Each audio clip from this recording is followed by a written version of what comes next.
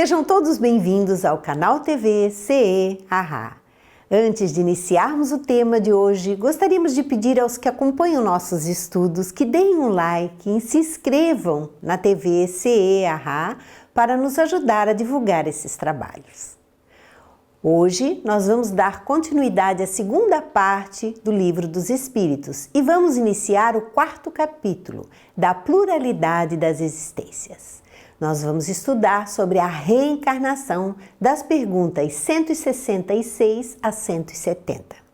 Na pergunta 166, como pode a alma que não alcançou a perfeição durante a vida corpórea acabar de depurar-se? O Kardec quer saber como é que fica a situação daqueles que ainda não alcançaram a perfeição, que somos todos nós. Como é que podemos nos depurar? Como é que podemos nos melhorar? Como é que podemos aproveitar as oportunidades? E os Espíritos nos dizem, sofrendo a prova de uma nova existência. Nas instruções práticas das manifestações dos Espíritos sobre a reencarnação, é um livrinho que foi feito antes do Livro dos Médiuns, que depois não foi reeditado. Mas nesse livro, Instruções Práticas, ele fala, nesse capítulo sobre a reencarnação, um determinado trecho ele fala assim: a reencarnação é progressiva ou estacionária, jamais é retrógrada. Nas novas existências corporais, pode o espírito decair como posição social, mas não como espírito. O que é que eles estão dizendo? Que a evolução do espírito, as conquistas do espírito se dão de uma maneira contínua. Então, o espírito pode resolver estacionar. Ele pode, numa encarnação, não aproveitar as oportunidades e parar, e ficar estacionário. Mas ele nunca pode regredir no sentido de que ele não vai perder as aquisições morais já realizadas. E eles continuam. Por outras palavras, de senhor pode tornar-se servo, de príncipe, artesão, de rico, miserável, contudo, progredindo em sabedoria e moralidade. Assim, o celerado, que é aquele malvado, cruel, ser ainda muito inferior, ele pode se tornar um homem de bem, mas o homem de bem não vai regredir e se tornar um celerado, uma pessoa má, uma pessoa cruel. Então, essa posição social, ela não define o espírito, as qualidades do espírito. Não é porque uma pessoa se deu muito bem financeiramente, é rico, é poderoso, que é um ser mais evoluído. Ou que uma pessoa humilde, com um emprego humilde, ele seja um ser inferior. Os espíritos, eles estão querendo dizer que o que importa, o que determina para o progresso do espírito são as qualidades morais que ele desenvolve, as aquisições morais, as conquistas, as virtudes que ele desenvolve durante o período de reencarnação. E é assim que ele vai se depurando. Com esse desenvolvimento moral é que o espírito vai se depurando ao passar pelas existências corpóreas. Na pergunta 166A, como realiza essa nova existência? Será pela sua transformação como espírito? E eles respondem, depurando-se, a alma indubitavelmente experimenta uma transformação, mas para isso necessária lhe é a prova da vida corporal. Então, os espíritos estão nos dizendo que é durante o período da reencarnação que ele vai se transformando. Na medida que ele experimenta, que ele passa pelas provações, que ele passa pelas expiações, que ele aprende que o mal que ele fez não é correto, que ele aprende ao passar pelo sofrimento, pela dor, o quanto isso custa ao espírito, quanto machuca, então ele vai aprender a não fazer isso para o seu próximo. São essas experiências que vão transformando o ser aos poucos. Ninguém vai fazer grandes conquistas numa só encarnação. No livro que é o Espiritismo, no capítulo 3, item 115, Os espíritos fazem um determinado comentário a uma pergunta. Fez a alma esse progresso anterior no estado de alma propriamente dita ou em precedente existência corporal? Então, o Kardec quer saber se essa evolução, se esse aprendizado, se essas conquistas podem ser feitas no plano espiritual ou numa existência corporal. E eles respondem que o estudo dos diferentes graus do adiantamento do homem na Terra prova que o progresso anterior da alma deve fazer assim uma série de existências corporais, mais ou menos numerosas segundo o grau a que ele chegou. Então, esse progresso, ele pode se dar no plano espiritual. Ele se dá sim no plano espiritual, nós também estudamos, nós também aprendemos, mas o plano material é importante porque ele nos permite transmutar, nos permite transformar as nossas energias, porque o nosso perispírito, enquanto nós estamos na erraticidade, que é esse período no plano espiritual entre uma encarnação e outra, nosso perispírito normalmente está encharcado de vibrações pesadas. E quando nós reencarnamos, essas vibrações passam para o corpo físico. Então o corpo nos ajuda a limpar esse perispírito. Não são só as experiências de aprendizado e transformações morais, mas também de transformações perispirituais e físicas. Todos esses aprendizados em conjunto permitem o progresso do espírito. Na pergunta 166b, a alma passa então por muitas existências corporais? Eles respondem sim. Todos contamos muitas existências. Os que dizem o contrário pretendem mantê-los na ignorância em que eles próprios se encontram. Esse é o desejo deles. Então, os espíritos nos afirmando que precisamos de muitas experiências na carne, muitas vidas para nos depurarmos, porque essa depuração leva tempo. Precisa de muito esforço, precisa do tempo para o amadurecimento espiritual. Então, aqueles que pretendem que essa seja a última encarnação, que nós não vamos mais precisar reencarnar, estão incorrendo em erro, porque nós precisamos ainda de muitas experiências para muitas aquisições que precisamos fazer, tanto no nível moral quanto no nível espiritual, porque nós sabemos que a evolução ela se dá com o desenvolvimento da moralidade e com o desenvolvimento da intelectualidade. No Livro dos Médiuns, na segunda parte, capítulo 27, item 301, em determinado trecho eles falam assim: Moisés não ensinou tudo o que o Cristo ensinou, e o próprio Cristo muitas coisas disse cuja inteligência ficou reservada às gerações futuras. Então, muito daqueles ensinamentos do Cristo agora que estão sendo decifrados. Falais da reencarnação e vos admirais de que esse princípio não tenha sido ensinado em alguns países.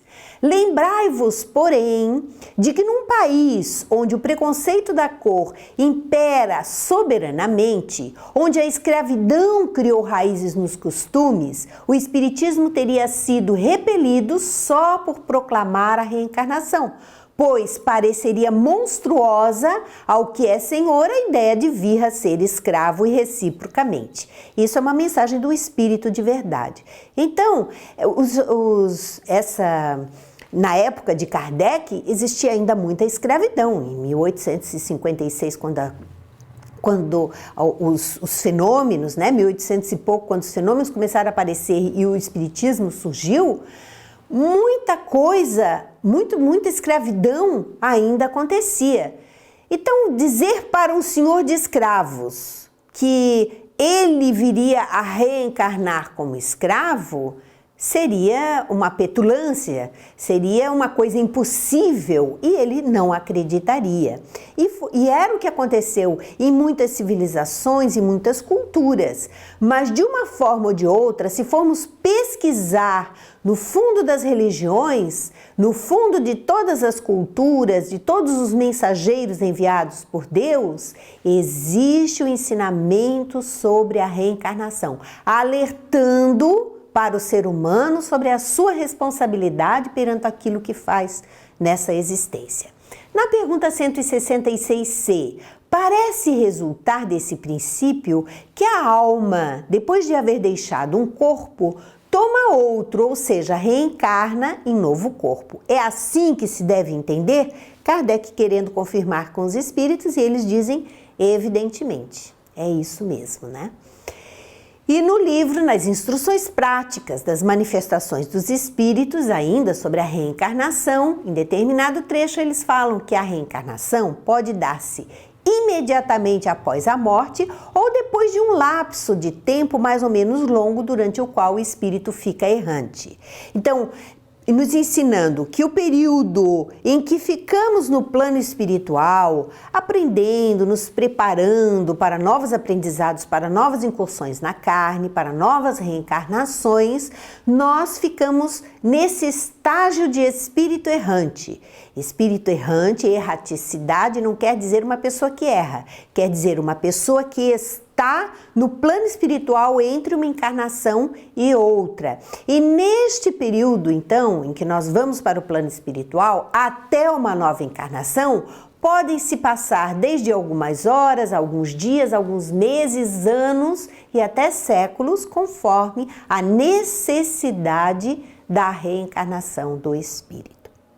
Na pergunta 167, qual o fim objetivado com a reencarnação?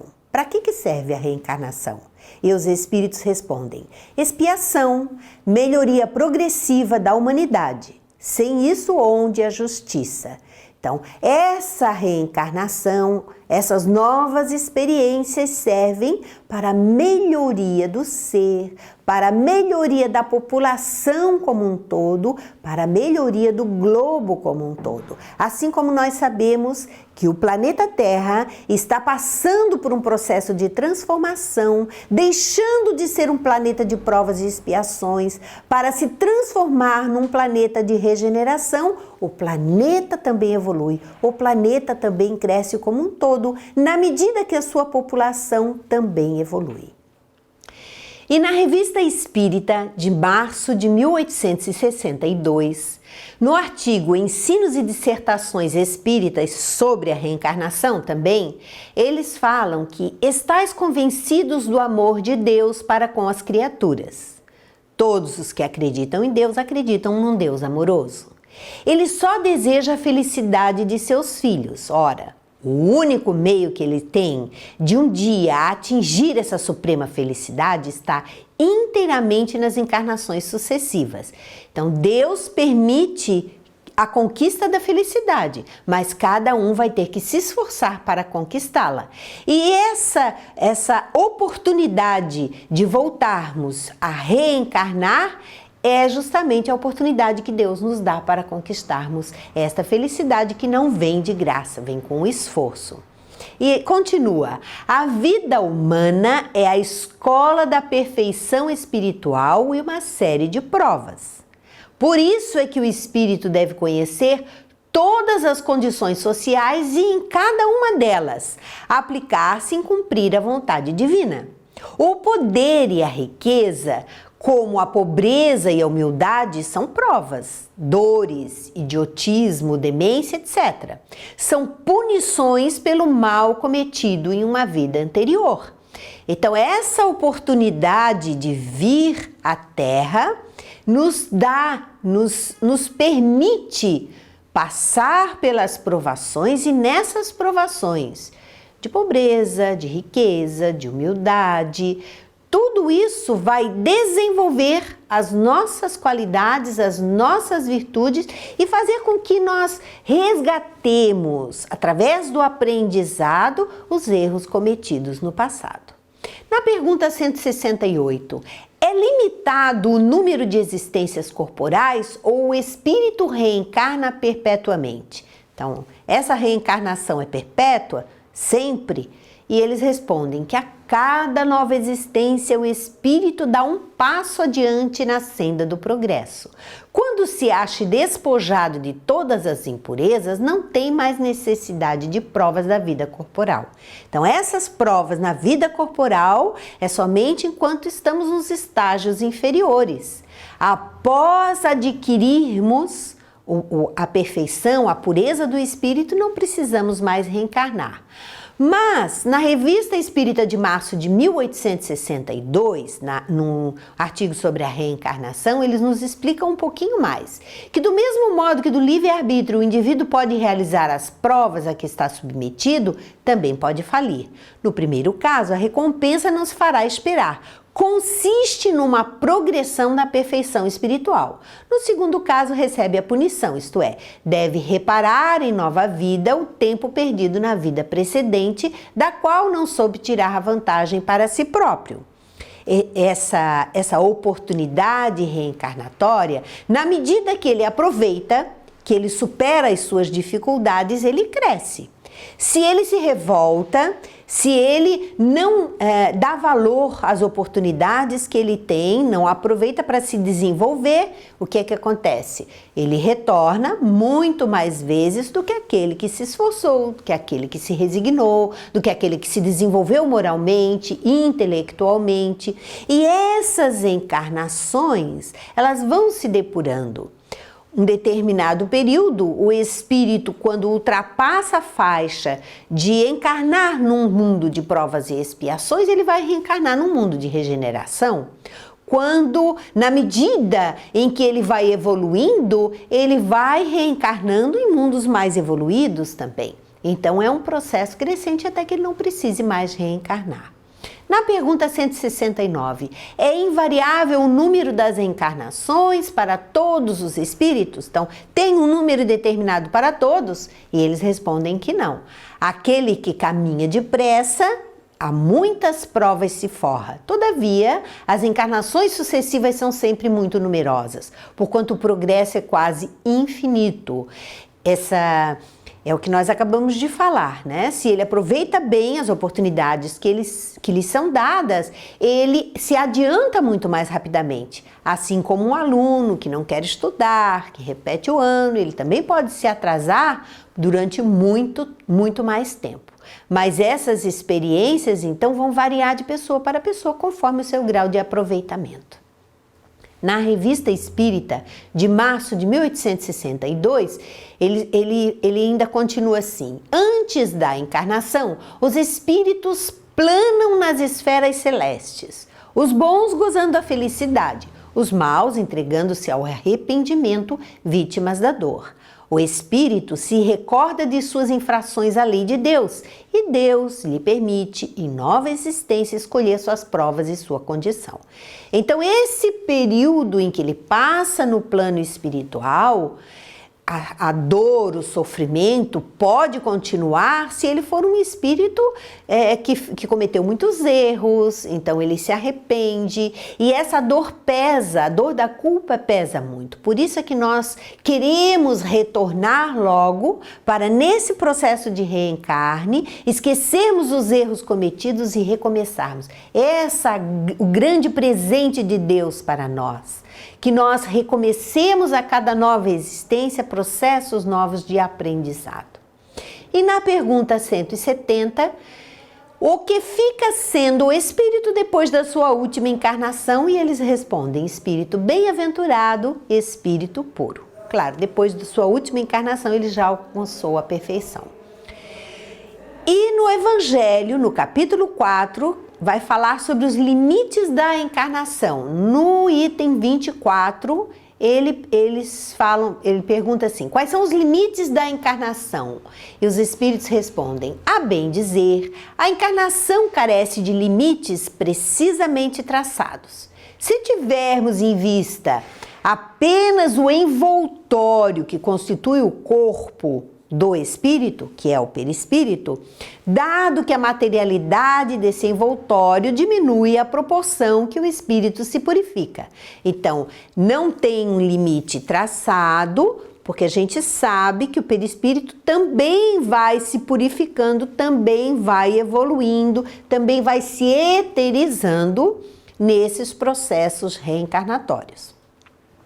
Em certos mundos mais adiantados do que a Terra, já ele é menos compacto, menos pesado e menos grosseiro e, por conseguinte, menos sujeito às vicissitudes. Então, o perispírito, nesses mundos mais adiantados, é muito menos grosseiro do que o nosso, a ponto de o nosso perispírito aqui no planeta Terra ter mais ou menos a densidade de um corpo físico em mundos mais adiantados. Imaginem o perispírito como é muito mais etéreo. Em grau mais elevado, é diáfano e quase fluídico, vai desmaterializando-se de grau em grau e acaba por se confundir com o perispírito. O corpo físico, então, ele vai se tornando tão fluídico, tão diáfano, tão etéreo, que ele se confunde muitas vezes com o perispírito. Conforme o mundo em que é levado a viver, o espírito reveste o envoltório apropriado à natureza desse mundo. Da mesma forma, aqueles espíritos mais inferiores que vão habitar um planeta mais inferior do que a Terra atualmente. O perispírito deles é tão denso, tão grosseiro, que ele é levado pela afinidade vibratória a reencarnar em mundos mais inferiores e muito mais densos. No Evangelho, ainda no capítulo 4, continuando o tema sobre os limites da encarnação, fala assim: o próprio perispírito passa por transformações sucessivas. Ele se eteriza cada vez mais até a depuração completa que constitui os puros espíritos. Então, os espíritos puros, o perispírito se confunde com o espírito de tão fluídico, de tão desenvolvido, de tão etéreo que ele é. Se mundos especiais são destinados como estações aos espíritos muito avançados, estes últimos não lhes ficam presos como nos mundos inferiores. Então, há mundos em que servem de estações para esses espíritos evoluídos ficarem durante algum tempo, mas eles não estão presos a esses mundos como nós, espíritos inferiores, estamos presos ao planeta Terra, por exemplo. O estado de despreendimento em que se encontram lhes permite ir a toda parte onde os chamem as missões que lhes estejam confiadas. Nós sabemos que quanto mais evoluído o espírito, mais liberdade ele tem de ir e vir onde houver necessidade, onde ele tiver vontade. Se se considerar do ponto de vista material a encarnação, tal como se verifica na Terra, pode-se dizer que ela se limita aos mundos inferiores. Então, a encarnação como a nossa aqui se limita aos mundos inferiores, onde nós ficamos presos ao planeta, onde nós ficamos presos ao processo encarnatório, sem muito contato com o plano espiritual. Depende do espírito, por conseguinte, libertar-se dela, mais ou menos rapidamente, trabalhando pela sua depuração. Então, vai depender do espírito se aproveitar as oportunidades para evoluir. E deve também considerar-se que no estado errante, no plano espiritual entre uma encarnação e outra, isto é, no intervalo das existências, a situação do espírito guarda relação com a natureza do mundo ao qual o liga seu grau de adiantamento. Então, a situação do espírito vai depender do seu grau de adiantamento. Assim, na erraticidade é ele mais ou menos ditoso, livre e esclarecido, conforme está mais ou menos desmaterializado. Essa é uma mensagem de São Luís de Paris de 1859, que está lá no capítulo 4 do Evangelho. Então vejam, meus irmãos, quanta coisa para aprender. Muita gente acha que ao morrer todos vão ficar mais ou menos na mesma situação. Não. Ao redor do próprio planeta existem camadas de vibração. Quanto mais próximo ao planeta, quanto mais próximo à nossa densidade física, mais denso também é o espírito e vive numa situação mais penosa. Quando ele é mais evoluído, ele vai habitar estâncias, mesmo aqui na Terra, um pouco mais afastadas do planeta, no plano espiritual, que são aquelas camadas vibratórias mais etéreas, mais fluídicas. Isso ele vai ter mais liberdade de ir e vir ao planeta, em missões, ajudando a todos os seus irmãos mais inferiores. Então esse é o tema de hoje sobre a reencarnação. Há muito o que estudar, na Revista Espírita tem muita coisa boa, existe muita coisa boa na internet também, tem um site, o IPEAK, que é o Instituto de Pesquisa Allan Kardec, que nos ajuda a encontrar nas obras básicas todas as referências que nós precisamos. Então, cabe a nós aproveitarmos bem esse tempo para estudarmos um pouco mais a doutrina espírita, para desenvolvermos também as nossas capacidades, porque se nós não nos habituarmos a estudar todo dia um pouquinho, nós vamos nos tornando mais acomodados, o nosso cérebro se torna mais acomodado e nós não ficamos tão em conexão com o nosso anjo da guarda, com a espiritualidade superior. Quando nós estamos estudando, nosso mentor espiritual, ele se aproxima de nós e nos ajuda a nos reequilibrar. Então é uma forma de nós nos reequilibrarmos também o estudo da doutrina espírita. Cabe aqui então essas dicas e nós vamos terminando esse módulo. Agradecemos a todos vocês e esperamos contar com todos no próximo estudo. Muito obrigada.